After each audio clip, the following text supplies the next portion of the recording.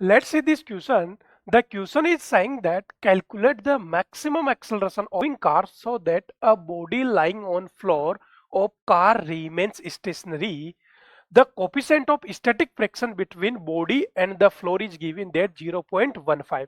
तो अगर हम कंसेप्ट की बात करें हमारे पास, तो कंसेप्ट में क्या है, अगर हमारे पास कि अगर एक कार ओरिजेंटल डायरेक्शन में मूव कर रही है तो हमें पता है किस एक्सेलरेशन से अगर वो मूव कर रही है तो उस पर जो बॉडी रखी हुई है उस पर एक स्यूडो फोर्स लगता है, और वो स्यूडो फोर्स किधर होता है, opposite to the direction of moving body.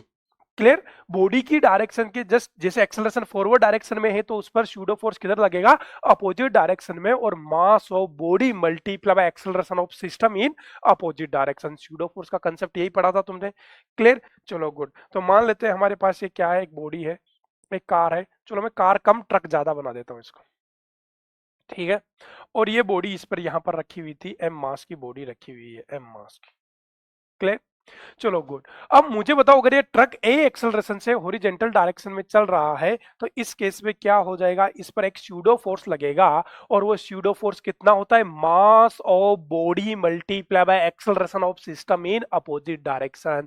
तो इस बॉडी एम मास पर एक स्यूडो फोर्स लगेगा, that is M A. M A क्या है, स्यूडो फोर्स। क्लियर? चलो गुड। अब इसको कौन रोक रहा है, तो ये बॉडी जस्ट किधर स्लाइड करना चाह रहा है, पीछे, तो इस पर एक ओरिजेंटल डायरेक्शन में आगे की तरफ फ्रिक्शन लगेगा, और अगर ये फ्रिक्शन इसके एम ए के स्यूडो फोर्स के बराबर हो जाए तो ये body remains rest.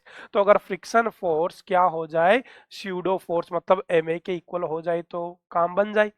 Clear? Net force zero तो बॉडी रिमेन्स रेस्ट, और हमें बचपन से ही पढ़ा है हमने accelerate sorry friction force equal to क्या होता है, mu times mu S, mu multiply by N. Clear? Equation two. तो from equation one and two क्या रख सकते हैं, यहाँ पर नॉर्मल फोर्स कितना होगा, ये नॉर्मल हो गया, तो एम जी कहाँ लग रहा होगा, इस पर नीचे।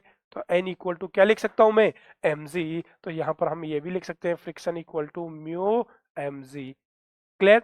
चलो तो यहाँ से इक्वेशन वन और टू को इक्वलेट कर दें, क्या हो जाएगा हमारे पास, M A equal to mu M जी।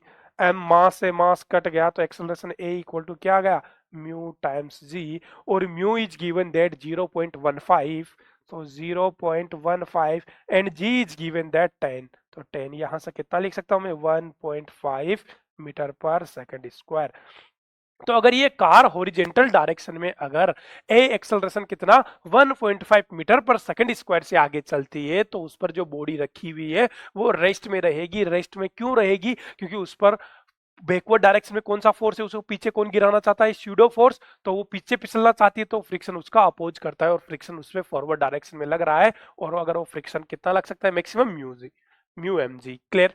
तो अगर कंसेप्ट की बात करेंगे यहाँ पर, तो कंसेप्ट में हम स्यूडो फोर्स की बात करते हैं, स्यूडो फोर्स। और स्यूडो फोर्स क्या होता है हमारे पास, F equal to mass of body multiply by acceleration of system in opposite direction.